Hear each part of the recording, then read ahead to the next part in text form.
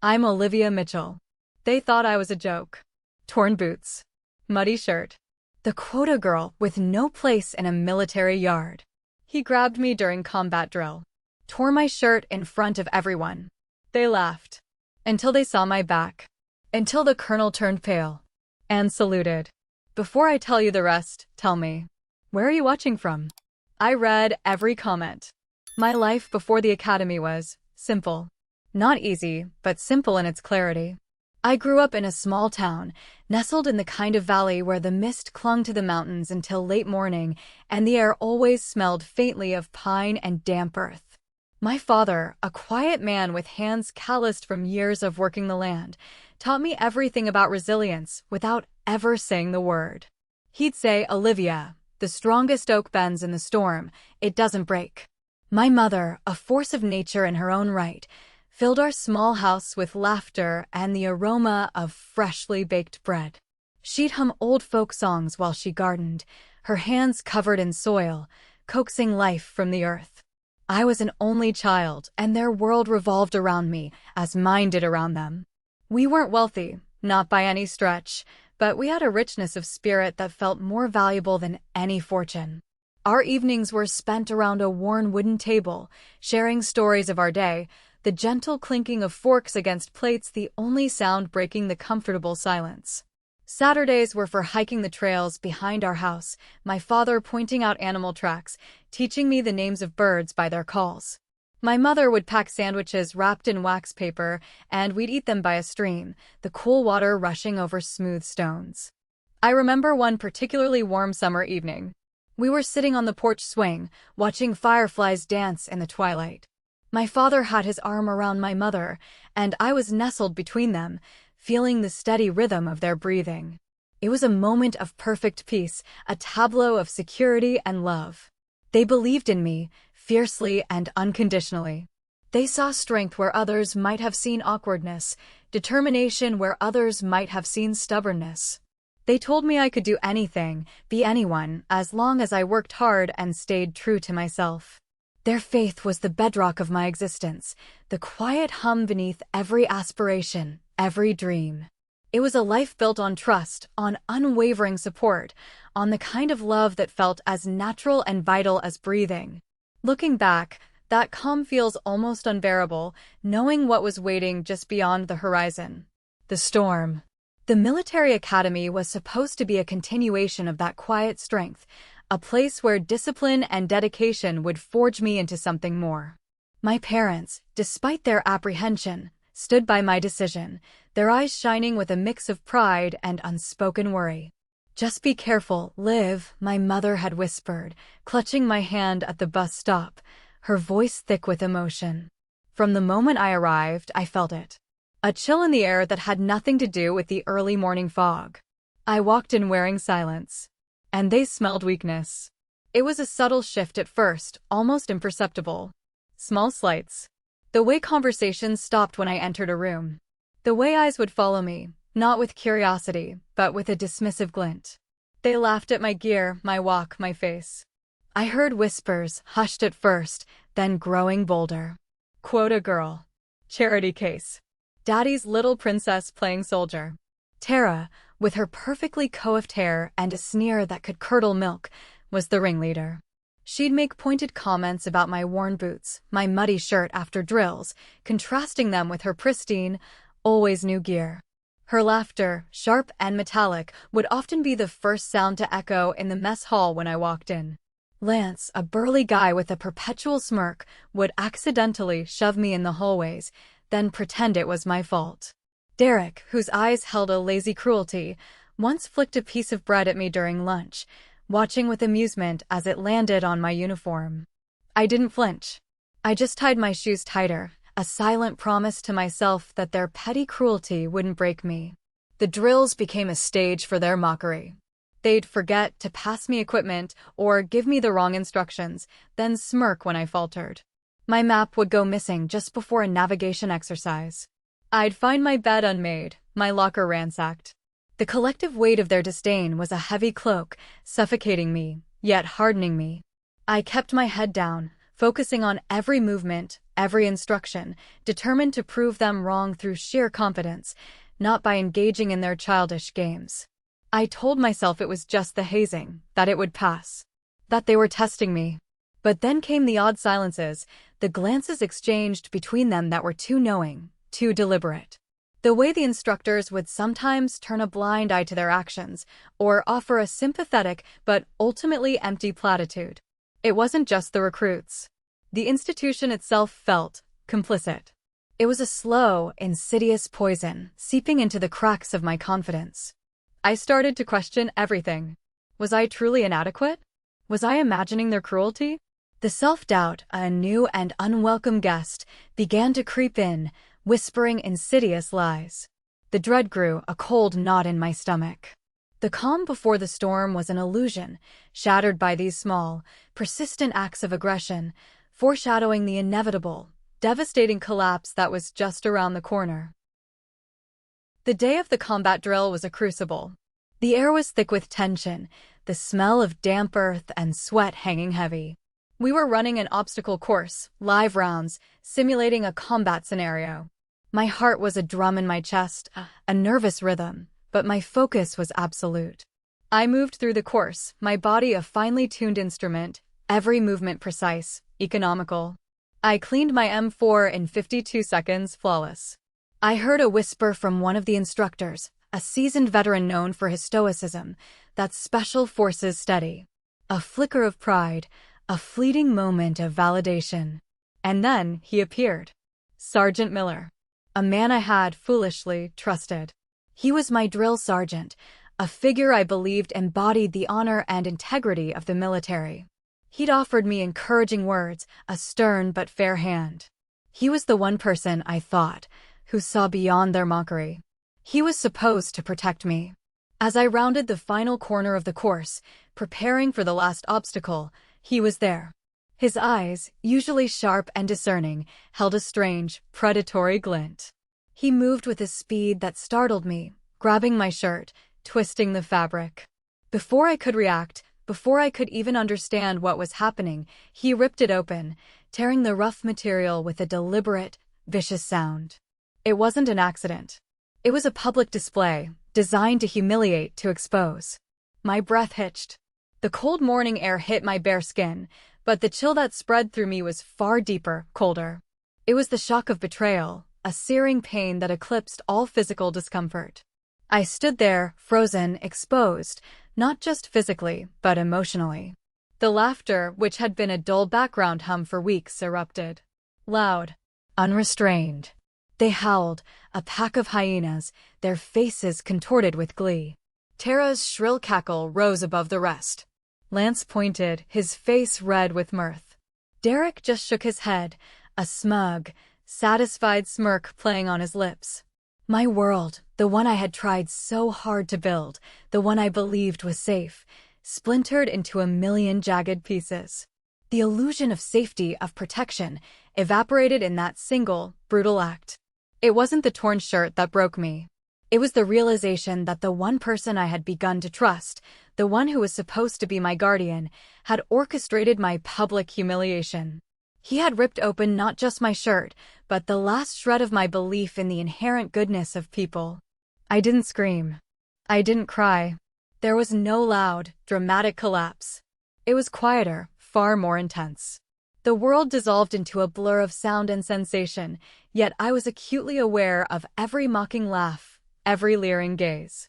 The pain was a dull throb behind my eyes, a crushing weight in my chest. It felt like being submerged in icy water, the air knocked from my lungs, leaving only the profound, suffocating silence of utter despair. My internal monologue, usually a torrent of thoughts, went completely still.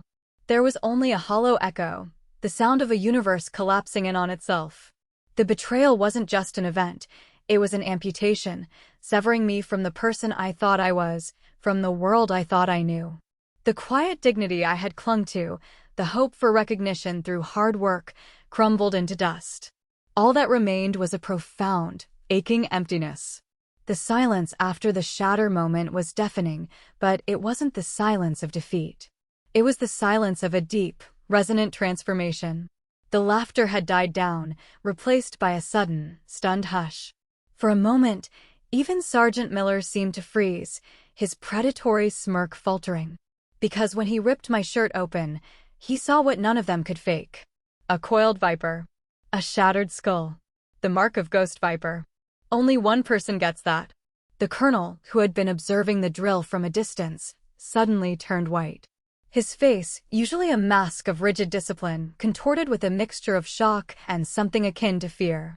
"Who gave you that?" he demanded, his voice a strained whisper that carried across the stunned yard. My voice, when it came, was steady, devoid of emotion. "I didn't ask for it. He did."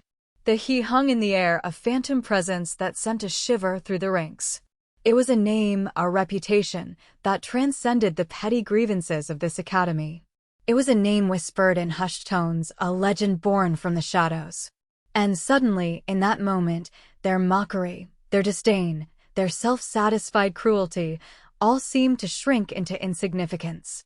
Their faces, once contorted with amusement, were now pale, eyes wide with a dawning comprehension. The realization hit them like a physical blow. They had not been mocking a quota girl. They had been mocking a force they couldn't comprehend, a history they dared not challenge. In that quiet, suspended moment, I began to observe. Not with anger, but with a cold, calculating detachment. I saw the fear in their eyes, the scramble for understanding. I saw Sergeant Miller's face, a mask of bewilderment now replacing his malice. He had tried to break me, to diminish me, and in doing so, he had inadvertently unveiled the very thing that made me unbreakable. The mark on my back wasn't just a tattoo, it was a legacy, a testament to a different kind of training, a different kind of world. It was a mark of belonging, not to their petty hierarchy, but to something far more profound and dangerous. The raw hurt was still there, a dull ache beneath the surface, but it was being rapidly overshadowed by a rising tide of quiet power. There was no need for yelling, no desire for angry revenge. Just a deep, abiding clarity. I started collecting pieces of truth, not about them, but about myself. I analyzed the betrayal, not from a place of victimhood, but from a place of strategic understanding. What did they seek to gain? What vulnerabilities had I unknowingly exposed? And more importantly, what resources, both internal and external, did I possess that they had so spectacularly underestimated? This wasn't about getting even. It was about reclaiming control, not just over my circumstances, but over my own narrative. The transformation wasn't loud or dramatic, it was internal, subterranean. Each quiet observation, each calculated thought, was a brick laid in the foundation of my new strength. The process of healing wasn't about forgetting the pain, but about integrating it, letting it sharpen my resolve. I was becoming self-aware in a way I never had been before, gaining a clarity about my next steps that felt both inevitable and deeply empowering. The quiet planning had given way to an undeniable, almost gravitational pull toward action.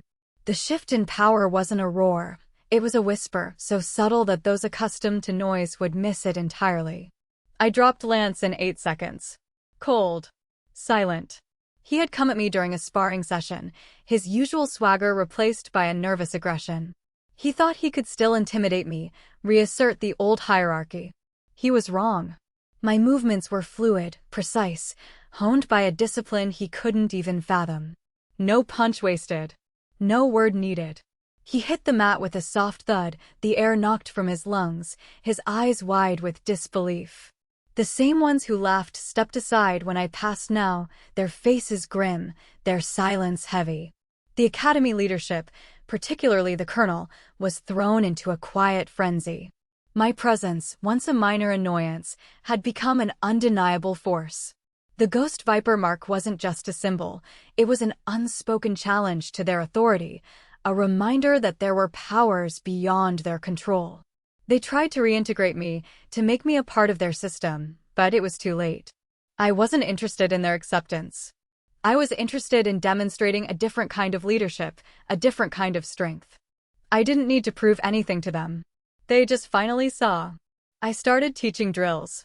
Not because I was ordered to, but because I saw inefficiencies, weaknesses in their training. I moved with an instinctual understanding of combat, an economy of motion that spoke volumes. I led without barking, without grandstanding. My authority came from confidence, from a silent, unwavering confidence that didn't need validation. When I spoke, it was concise, direct, and every word carried weight. The recruits, even the ones who had mocked me, began to listen. Not out of fear, but out of respect. They saw results. They saw precision. They saw someone who embodied the very ideals they were supposed to be striving for. The turning point wasn't a single dramatic confrontation. It was a series of calculated, almost imperceptible shifts.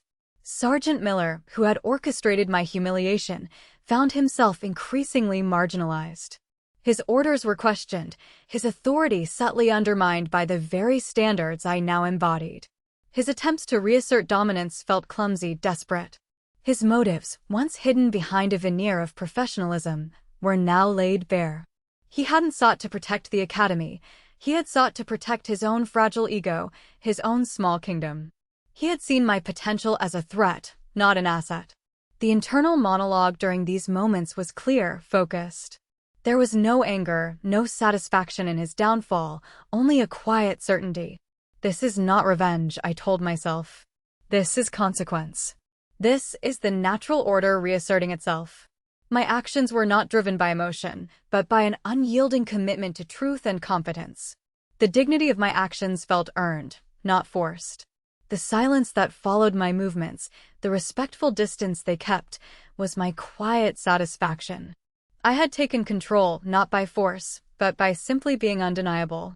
The exposure of the betrayer wasn't a spectacle, it was an unveiling, a revealing of their own weaknesses, their own smallness, in the face of true strength. The fallout for Sergeant Miller was not a sudden, dramatic implosion, but a slow, insidious unraveling. He wasn't publicly shamed by me. The truth simply caught up with him, a quiet, inexorable tide. His authority, once absolute, began to erode. Whispers followed him now, not about me, but about his own questionable judgment, his petty cruelties. The instructors, once complicit in my silent torment, now kept a careful distance from him, their allegiance shifting subtly towards competence and demonstrable leadership. His attempts to regain control felt desperate, unhinged. The weight of his own actions, unpunished by me, became his heaviest burden. He withered under the quiet scrutiny, his bluster giving way to a defeated slump. He didn't suffer because I made him suffer. He suffered because the system he had manipulated for his own benefit now quietly, almost imperceptibly, rejected him. His motivations, born of insecurity and a fear of being overshadowed, were now painfully clear to everyone. Meanwhile, my healing wasn't a sudden burst of light, but a slow, quiet dawn. It began with small, almost imperceptible acts of self-care. I rediscovered the solace of solitude, long nights spent under the vast, star-strewn sky, the silence a balm to my frayed nerves. I started sketching again, a childhood hobby I had long abandoned, allowing the lines and shadows to flow from my fingertips, a quiet release for the emotions I kept locked away. I found myself drawn to the Academy's small, forgotten library, poring over ancient texts on military strategy and philosophy, finding a new kind of power and knowledge, a different form of armor. The emotional journey of healing was marked by these quiet victories.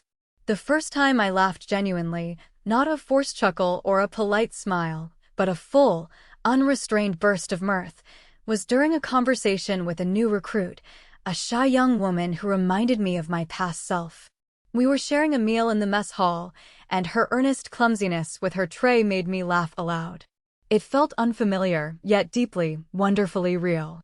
It was a moment of connection, a subtle reclaiming of the joy that had been stripped from me. I began to form new, healthier relationships. There was Captain Davies, a grizzled veteran with kind eyes who saw beyond the legends and recognized the quiet strength beneath. He would offer advice, not as a superior, but as a mentor, sharing stories of his own struggles and triumphs. And then there were a few of the recruits, initially wary, who slowly began to seek me out, not for commands, but for guidance, for a quiet conversation. These were not grand friendships, but steady, dependable connections built on mutual respect and shared experience. They were the gentle tendrils of new growth, slowly weaving themselves into the fabric of my life. I continued to push myself physically, not out of a need to prove anything, but out of a desire to see how far I could go, to feel the undeniable strength of my own body. Each grueling run, each perfectly executed drill, was a testament to my resilience, a quiet assertion of control. I was reclaiming my life, piece by piece, not just the physical space, but the emotional landscape that had been ravaged by betrayal. The strength that had been stripped away was slowly, surely, returning, but it was a different kind of strength now, deeper, more resilient, forged in the fires of adversity. My recovery wasn't just a return to normalcy, it was a profound growth process, making me stronger, wiser, and more self-assured than before.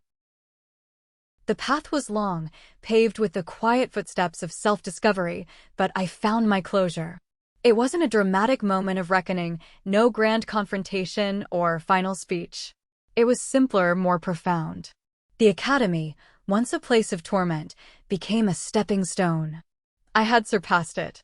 I graduated, not with fanfare, but with a quiet dignity, the weight of their past judgments replaced by the lightness of my own liberation. Sergeant Miller, his reputation in tatters, was eventually transferred, fading into the bureaucratic shadows, a consequence of his own making. I didn't revel in his downfall. There was no bitterness, no drama.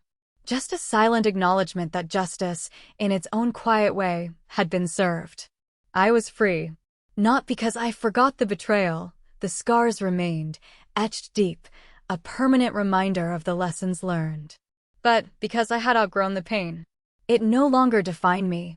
The anguish had been a crucible, melting away the superfluous, leaving behind only the pure, unyielding core of who I was meant to be. I was stronger, wiser, and more self-assured than before. My recovery wasn't a return to the person I was before the storm. It was the birth of someone new, someone forged in the fires of adversity. My life now is a tapestry woven with threads of quiet purpose. I choose my battles carefully, not for external validation, but for internal integrity. I've learned to trust, but with a discerning eye, understanding that true protection comes from within, from my own unwavering sense of self. The silence that once harbored their mockery now held my quiet strength, a resonance that needed no amplification. I never raised my voice. The world just got quiet enough to hear me. And so, I ask you, have you found your way back from betrayal?